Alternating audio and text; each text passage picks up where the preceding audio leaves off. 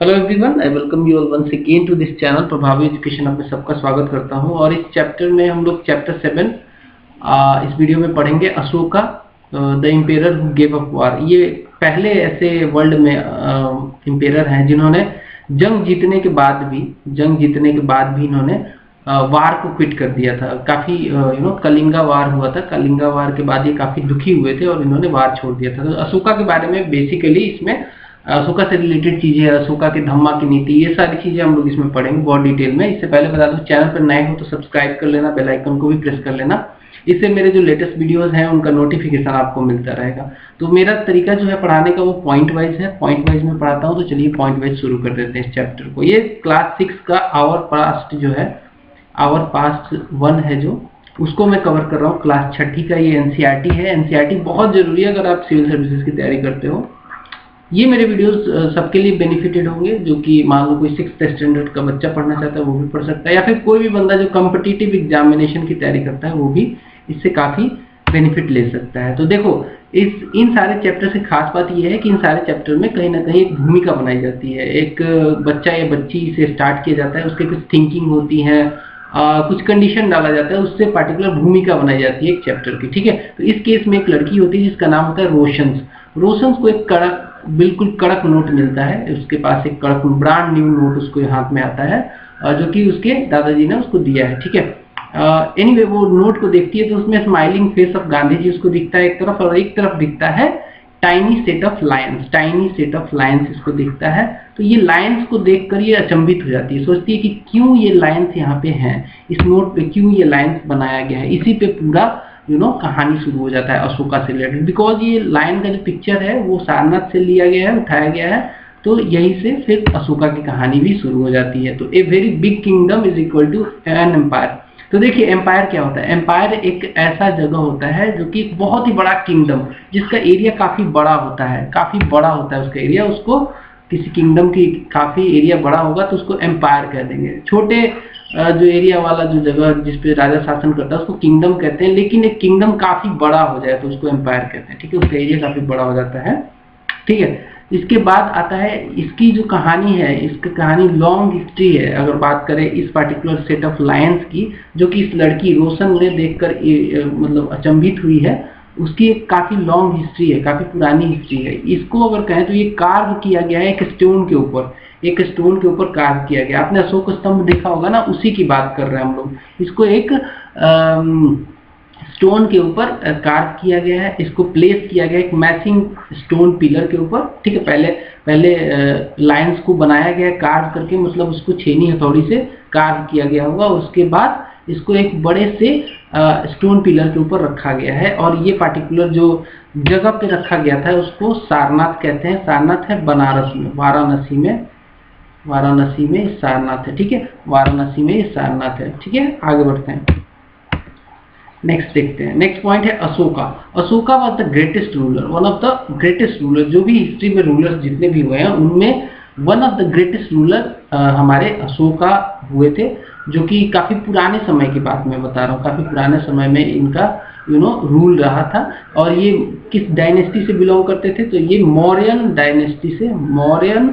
Dynasty से ये belong करते थे। अब डायनेस्टी क्या होता है वो फर्दर मैं आपको बता दूंगा। ठीक है, he was the greatest ruler and his instructions inscribed on pillars, rock, surfaces. तो इन्होंने क्या किया, अपने आदेश जो कि जनता को बेसिकली जनता तक पहुंचाना होता था, इन्होंने अपने आदेश ऐसे पिलर्स पे लिखवा दिए। ठीक है, आदेश ऐसे पिलर्स पे, रॉक के पिलर्स पे लिखवा दिए, या फिर रॉक के सरफेसेस पे भी इन्होंने अपने आदेश को लिखवाया। ठीक है, आगे बढ़ेंगे। अब एम्पायर क्या होता है। एम्पायर जो अशोका ने रूल किया, it was founded by his grandfather, जिनका नाम था चंद्रगुप्त मौर्य। चंद्रगुप्त मौर्य ने ही मौर्य वंश की स्थापना की थी, या फिर मौर्य डायनेस्टी की स्थापना की थी मोर देन 2300 ईयर्स अगो। अभी अगर 2021 है तो इससे 2300 साल पहले, यानी कि 300 साल बीसी के आसपास ये इसकी स्थापना हुई थी मौर्यन एम्पायर की। ठीक है, इसके बाद मैं एक और इन्फॉर्मेशन बता दूं कि ये जो चंद्रगुप्त मौर्य थे, इनको मौर्य डायनेस्टी स्थापित करने में बहुत ज्यादा हेल्प मिला था। इनके एक मित्र थे जो कि काफी वाइज मैन थे, वो उनका नाम था चाणक्य। चाणक्य या फिर उन्हीं को कौटिल्य भी कहते हैं। कौटिल्य, यहाँ पे देखो कौटिल्य या चाणक्य, इन्हीं को कहते हैं। इन्होंने काफी हेल्प किया था, काफी कूटनीति, राजनीति, अर्थशास्त्र के तरीके से इन्होंने चंद्रगुप्त मौर्य को हेल्प किया था। और इन्हीं के आइडियाज को एक बुक में रखा गया है जिसका नाम है अर्थशास्त्र। अर्थशास्त्र के रचयिता चाणक्य या फिर कौटिल्य हैं, ठीक है। कौटिल्य या फिर चाणक्य को ही कौटिल्य भी कहा जाता है। तो अर्थशास्त्र के रचयिता कौन है, अगर क्वेश्चन आ जाए तो आपका आंसर यही होना चाहिए, ठीक है। आगे बढ़ेंगे। नेक्स्ट है डायनेस्टी क्या होता है। डायनेस्टी मैंने आपको बताया था अभी कि डायनेस्टी में आपको बोला था कि डायनेस्टी बताऊंगा कि क्या होता है डायनेस्टी। तो डायनेस्टी बेसिकली वैसा सिस्टम है जिसमें members of the same family become rulers one by one. तो जैसे मान लो चंद्रगुप्त मौर्य थे, उनके लड़के बिंदुसार, उसके बाद उनके लड़के अशोका ने इस एरिया में रूल किए। तो इस पूरे सिस्टम को डायनेस्टी कहेंगे। When the members of same family become rulers like that of the Chandragupta Maurya and his son Bindusar, and further Bindusar's son was Ashoka. They ruled particular area and that was the Mauryan dynasty, ठीक है। ये system आपको समझ में आया होगा। Next देखते हैं। सेवरल सिटीज भी थी इस डायनेस्टी का, जो इस पर्टिकुलर एम्पायर की बात करें तो इसमें कई सारे सिटीज आते हैं इस एम्पायर में।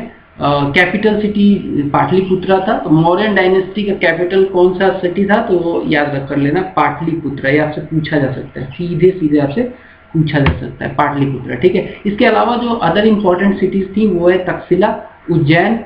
तक्षशिला जो है, इसकी इंपॉर्टेंट बात ये है, तक्षशिला से संबंधित कुछ जानकारी समझ लो।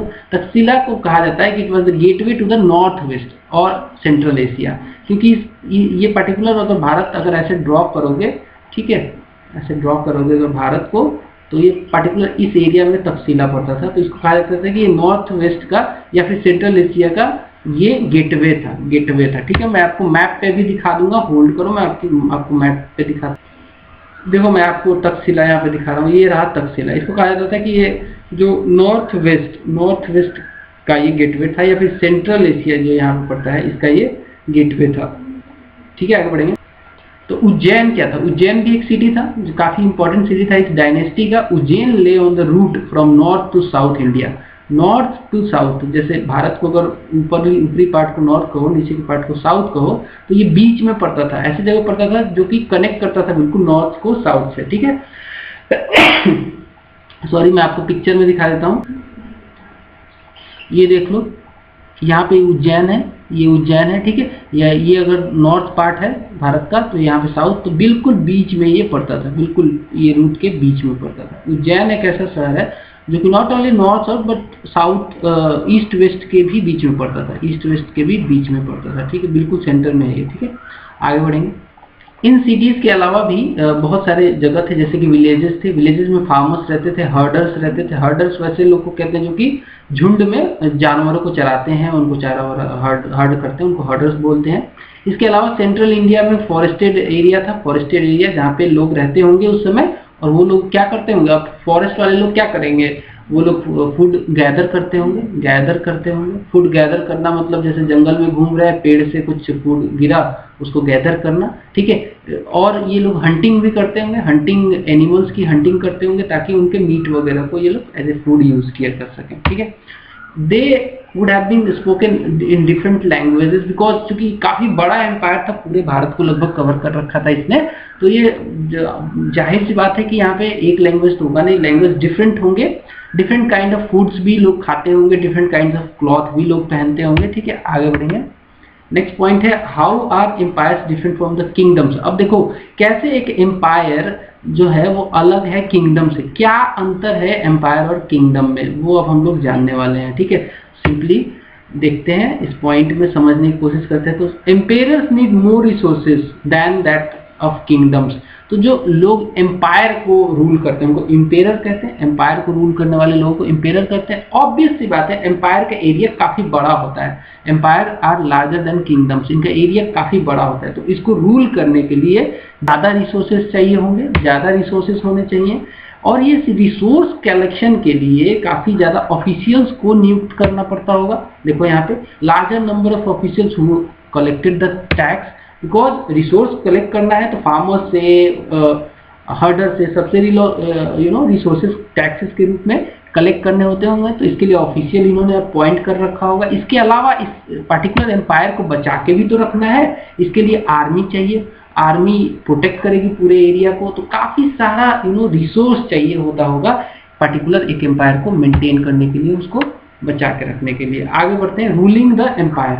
कैसे रूलिंग होती थी इन एम्पायर में? क्या एक सेंट्रल टाइप का मैकेनिज्म होता था कि सेंटर में जो मतलब पाटलिपुत्रा में जो किंग बैठता था, पाटलिपुत्रा में जो किंग बैठता था वही क्या पूरे एरिया को कवर करता था? पहले आप इसका वास्टनेस देखो, फिर आपको समझ में आएगा कि कैसे मतलब इतना बड़ा एम्पायर कैसे रूल किया जाता था। आगे बढ़ते हैं, वो वास्टनेस हम देखते हैं, ठीक है।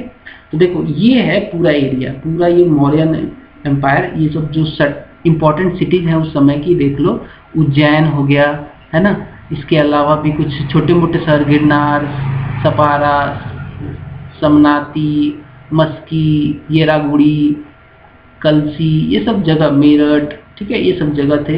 इसके अलावा पाटलिपुत्रा, ये देखो यहाँ पे उज्जैन हो गया, तक्षशिला हो गया, है ना। ये काफी बड़ा एरिया था, इसको रूल करना इतना आसान नहीं था। तो कैसे रूल किया जाता था? तो मैं बता दूं कि पटना वाला, पाटलिपुत्रा वाला और इसके आसपास का जो एरिया का होता था, ये तो डायरेक्ट इम्पेरर ही कर देता था इसको रूल, मतलब डायरेक्ट सेंट्रल अथॉरिटी जो इम्पेरर था वही इसको रूल कर देता था। इसके अलावा जो बड़े बड़े सिटीज थे, जैसे कि उज्जैन हो गया, जैसे कि तक्षशिला हो गया, और इसके अलावा जैसे कि और भी सिटीज जो थी, इनको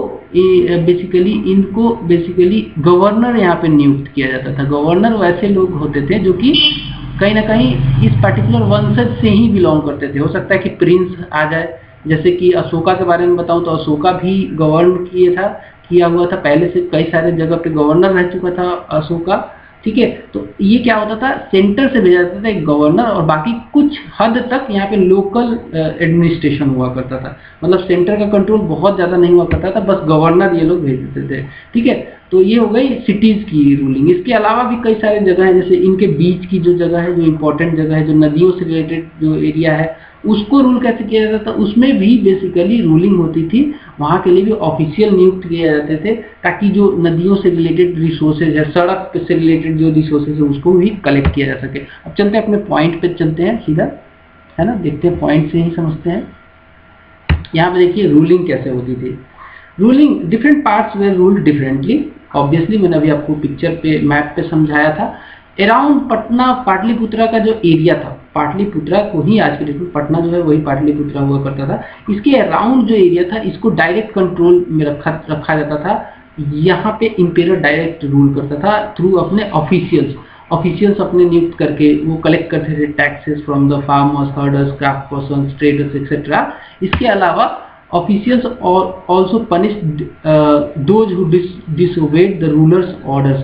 मान लो जनता, जो इस एरिया में पर्टिकुलर जनता रह रही है, वो नहीं मान रही है और रूलर के आदेश को, तो उस केस में ये ऑफिशियल्स इनको पनिश भी करते थे। और जनरली ये लोग जो ऑफिशियल्स हुआ करते थे, इनको सैलरी दी जाती थी, ठीक है। आगे बढ़ेंगे। इसके अलावा इंपेरर सुपरवाइज देम ऑल, ये जो ये जो ऑफिशियल्स है ना, इनको इंपेरर खुद सुपरवाइज करता था, और members of royal family help करते थे सुपरविजन में, सीनियर मिनिस्टर भी हेल्प करते थे सुपरविजन में, बिकॉज एक अकेला इंपेरर कितना काम करेगा। इसके अलावा एरियाज और प्रोविंसेस, जो अदर एरियाज थे या फिर जो प्रोविंसेस थे, सच एज उज्जैन, तक्षशिला, इनको इनकी प्रोविंशियल कैपिटल के द्वारा रूल किया जाता था। प्रोविंशियल कैपिटल, इस पर्टिकुलर सिटी की एक प्रोविंशियल कैपिटल हुआ करती थी, वहां से इन सारे सिटीज को रूल किया जाता था। इन सिटीज को प्रोविंसेस कहते थे। सम अमाउंट ऑफ कंट्रोल होता था सेंटर का फ्रॉम द पाटलिपुत्रा से, मतलब बेसिकली पाटलिपुत्रा में इंपेरर बैठता था, तो इंपेरर इनको कहीं ना कहीं थोड़ा बहुत कंट्रोल रखता था अपने हाथ में। इस कंट्रोल को रखने का जरिया क्या था? तो जरिया था रॉयल प्रिंसेस। जो इंपेरर के बच्चे होते थे वो रॉयल प्रिंसेस जाके खुद गवर्नर बनते थे इस पर्टिकुलर एरिया में, जैसे कि तक्षशिला और उज्जैन में। लोकल कस्टम्स वहाँ पे और रूल्स फॉलो किए जाते थे, ऑब्वियस सी बात है, बट गवर्नर जो होता था वो रॉयल प्रिंस होता था, ठीक है। आगे बढ़ेंगे, नेक्स्ट देखते हैं। वास्ट एरियाज, जो कि बिटवीन दीज सेंटर्स के बीच में जो वास्ट एरिया मैंने अभी आपको मैप पे दिखाया था। अब मान लो एक तक्षशिला यहाँ पे है और उज्जैन यहाँ पे है, अब इसके बीच में भी तो कुछ एरिया होगा, कहीं यहाँ भी कुछ एरिया होगा, वो जो वास्ट एरिया था उसको कैसे रूल किया जाता था, उसको भी कहीं ना कहीं डायनेस्टी ट्राई करती थी कंट्रोल करने की। उस एरिया में जो रोड्स होते थे, जो रिवर्स होते थे, उस पर कंट्रोल करने का काफ़ी कोशिश किया जाता था। वहाँ पे ट्रांसपोर्ट पे टैक्स लगाया जाता था, उससे टैक्स कलेक्ट करके, और कई बार तो ट्रिब्यूट भी लिया जाता था लोगों से, ट्रिब्यूट भी लिया जाता था लोगों से। नॉर्थ वेस्ट में काफ़ी फेमस था ब्लैंकेट्स, ब्लैंकेट्स काफ़ी फेमस था नॉर्थ वेस्ट में, ठीक है। यहाँ पे इसको कंट्रोल करने की, यहाँ इन सब सारी चीज़ों पे टैक्स लेने की कोशिश की जाती थी। साउथ इंडिया में क्या फेमस था, गोल्ड, प्रीशियस स्टोन्स। आज भी आपको पता होना चाहिए, कर्नाटक में एक जगह है कोलार, कोलार पे आज भी सोने की खान है और यहाँ से सोना निकाला जाता है, ठीक है। तो साउथ इंडिया में गोल्ड और प्रीशियस स्टोन्स वगैरह काफ़ी फेमस है। यहाँ से ये सब ट्रिब्यूट के तौर पे कलेक्ट किया जाता है। ट्रिब्यूट होता क्या है, ट्रिब्यूट बेसिकली जनरल टैक्स से अलग होता है। जनरल टैक्स रूटीन वे में लिया जाता है, लेकिन ट्रिब्यूट जो है कहीं ना कहीं, और टैक्सेस जो होते हैं जनरल टैक्सेस, वो क्या हो, कंपल्सरी होते हैं, वो लेना ही लेना है एम्पेरर को। लेकिन ट्रिब्यूट क्या है, वॉलंटरली होता है, ठीक है, मोर और लेस विलिंगली नहीं होता है। कहीं ना कहीं अगर किसी को मन किया तो ट्रिब्यूट देगा, नहीं किया तो नहीं देगा। तो ट्रिब्यूट जनरली कलेक्ट किए जाते थे, and when it was possible more or less it was willingly, because willfully अगर कोई देना चाहे तो उससे लिया जाता था ट्रिब्यूट। फॉरेस्टेड रीजन में भी ट्रिब्यूट लिया जाता था, मोर और लेस वो लोग इंडिपेंडेंट थे, बिकॉज फॉरेस्ट में कंट्रोल कर पाना काफ़ी मुश्किल है। अब जैसे सेंट्रल पार्ट, जैसे मैंने आपको बताया था, सेंट्रल पार्ट में फॉरेस्टेड एरिया थे, फॉरेस्टेड एरिया में आदिवासी लोग रहते होंगे, तो वहाँ पे उनको कंट्रोल करना काफ़ी मुश्किल है। फॉरेस्टेड रीजन में तमाम दिक्कतें आती हैं, तो ये लोग मोर और लेस इंडिपेंडेंट थे, लेकिन कई बार इनसे एलिफेंट वगैरह इन सब चीज़ों को मांगा जाता था एज ए ट्रिब्यूट। एलिफेंट लिया जाता था इनसे, टिम्बर मतलब लकड़ी, हनी, वैक्स वगैरह इनसे लिया जाता था। आगे बढ़ेंगे। नेक्स्ट है the emperor and the capital city. अब हम बात करेंगे इम्पेरर और द कैपिटल सिटी के बारे में। सो मेगास्थनीज, मेगास्थनीज एक ऐसा व्यक्ति था जो कि एक एम्बेसडर था, जो कि आया था चंद्रगुप्त मौर्य के कोर्ट में। चंद्रगुप्त मौर्य कौन थे, चंद्रगुप्त मौर्य मौर्य वंश के संस्थापक थे। इनके कोर्ट में एक मेगास्थनीज नाम का एम्बेसडर आया था। बेसिकली इसको भेजा था सेल्यूकस निकेटर, जो कि ग्रीक रूलर था। सेल्यूकस निकेटर एक ग्रीक रूलर था, जिसने मेगास्थनीज को भेजा था चंद्रगुप्त मौर्य के कोर्ट में एज ए एम्बेसडर। बेसिकली थोड़ी सी बैकग्राउंड है, छठे क्लास का किताब है तो बहुत सारा नॉलेज इसमें नहीं दिया गया है, लेकिन मैं आपको एडिशनल नॉलेज यहाँ पे देना चाहता हूँ कि सेल्यूकस निकेटर और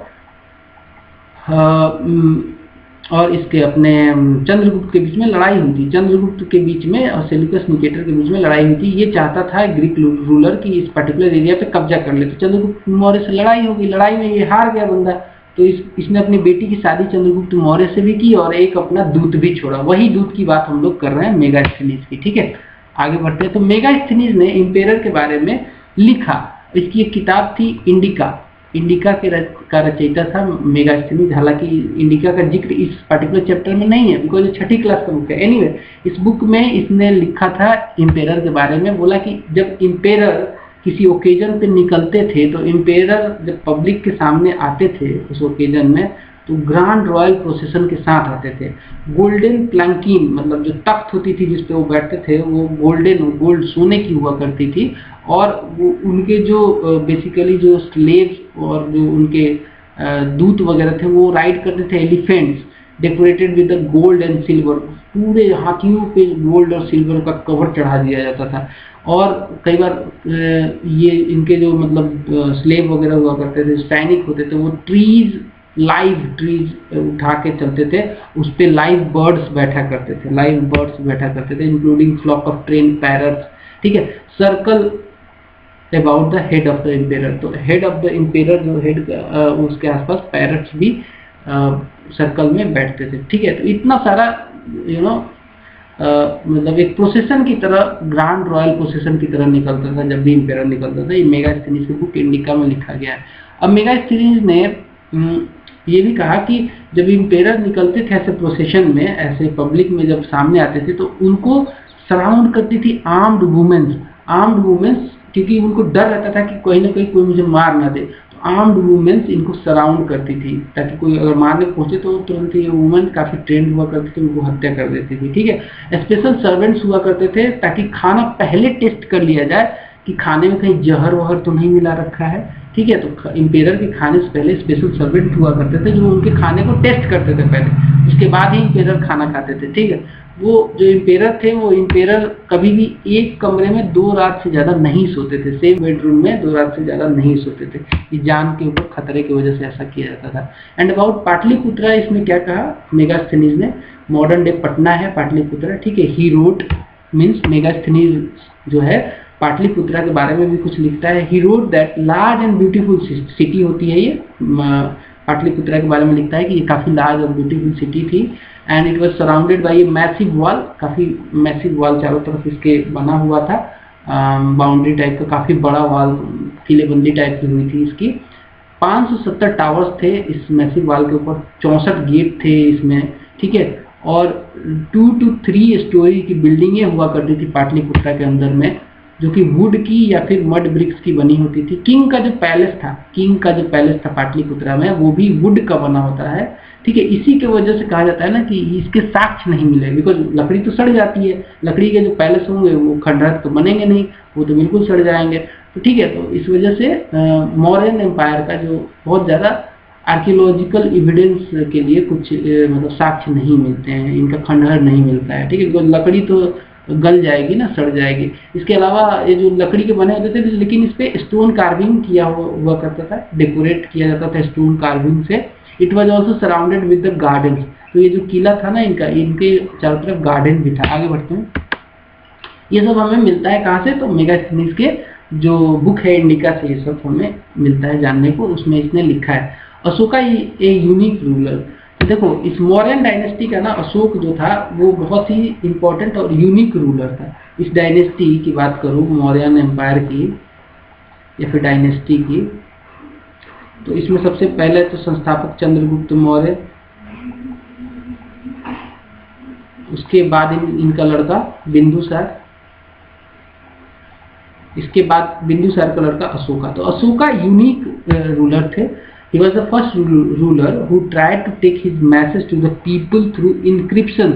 ये पहला ऐसा रूलर थे अशोका जिन्होंने अपना मैसेज लोगों तक पहुंचाने के लिए एक डिफरेंट मेथड यूज किया, जिसको कहते हैं इंस्क्रिप्शन। इंस्क्रिप्शन ये इन्होंने क्या किया, पिलर पे इंस्क्रिप्शन लिखवाए, जिसपे अपने आदेश ये लिखवाए, ठीक है, पिलर ऐसा बनवा के। इसके अलावा ये स्टोन का जो पर्टिकुलर सरफेस है उस पर भी इन्होंने मैसेजेस लिखवाए इंस्क्रिप्शन के थ्रू, ठीक है। मोस्ट इंक्रिप्शन जो थे वो प्राकृत लैंग्वेज में थे, कुछ ब्राह्मी लैंग्वेज में भी, ब्राह्मी स्क्रिप्ट में भी थे, ठीक है। आगे बढ़ेंगे, प्राकृत ब्राह्मी स्क्रिप्ट में। इसके अलावा खरोष्टी स्क्रिप्ट का भी यूज हुआ है, एनीवे उसके बाद में पढ़ेंगे, वो फर्दर जब आगे के क्लासेस में जाएंगे तो वो सारी जानकारियां भी हमें मिल जाएंगी।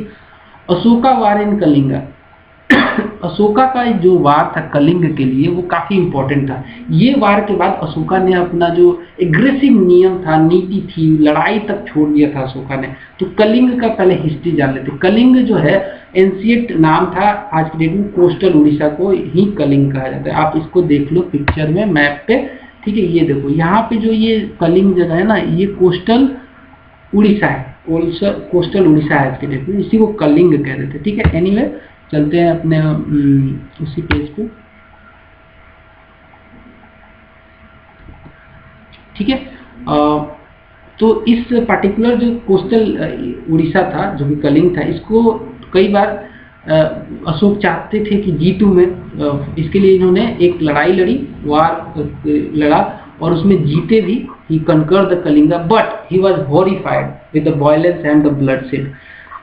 जो इस जंग को जीतने में जितना खून बहा, जितना वायलेंस हुआ ना, उससे अशोका बिल्कुल खुश नहीं थे। He was horrified, he was very, मतलब वो मार्मिक हो गए बिल्कुल।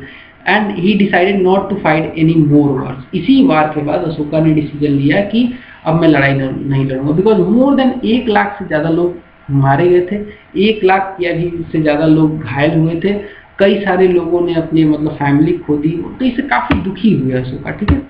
And he was the only king who gave up the conquest, who gave up the war after conquest, after winning a war, ठीक है। तो इन्होंने मतलब पहला, विश्व के पहले ऐसे शासक थे जिन्होंने जंग जीतने के बाद भी लड़ाई छोड़ दी आगे चल के, ठीक है। आगे बढ़ते हैं, वरना जनरली लोग हारने के बाद छोड़ते हैं, इन्होंने जीतने के बाद छोड़ी थी। आगे बढ़ते हैं। Now we will talk about the Ashoka inscription describing the Kalinga वार को डिस्क्राइब करने वाले जो अशोक के इंक्रिप्शन है उसकी चर्चा करते हैं। तो एक इंक्रिप्शन में कलिंग के बारे में चर्चा की गई है, उसमें कहा गया है कि इन्होंने कहा कि 8 साल हो गए हैं मुझे किंग बने हुए, उसके बाद में कलिंगा को कॉन्कर किया, ठीक है, लेकिन about 1.5 lakh people were captured. उन्होंने कहा कि इस चक्कर में 1 लाख या 1 लाख से ज़्यादा 1.5 लाख के आसपास लोग कैप्चर किए गए और 1 लाख से ज़्यादा लोग मारे भी गए इस चक्कर में, ठीक है। आगे बढ़ते हैं। This field me with sorrow, ये अशोका कह रहे हैं, बोला इससे मुझे काफ़ी दुख हुआ, मैं पूरा भर चुका हूँ दुख से। वाई, क्यों? Because whenever an independent land is conquered lakhs of people dying. बोला कि जब भी कोई इंडिपेंडेंट लैंड को कंकर किया जाता है तो लाख ऑफ पीपल मरते हैं, and many are taken prisoners, कई सारे प्रिजनर्स बनाए जाते हैं। इसका एग्जाम्पल मैंने यहीं पे दे दिया था, about 1.5 lakh people were captured and more than 1 lakh were killed, ठीक है। ब्राह्मण्स एंड मॉन्क्स भी मरते हैं इसमें, अशोका ने कहा, ठीक है। आगे बढ़ेंगे। Then people who are kind to their relatives,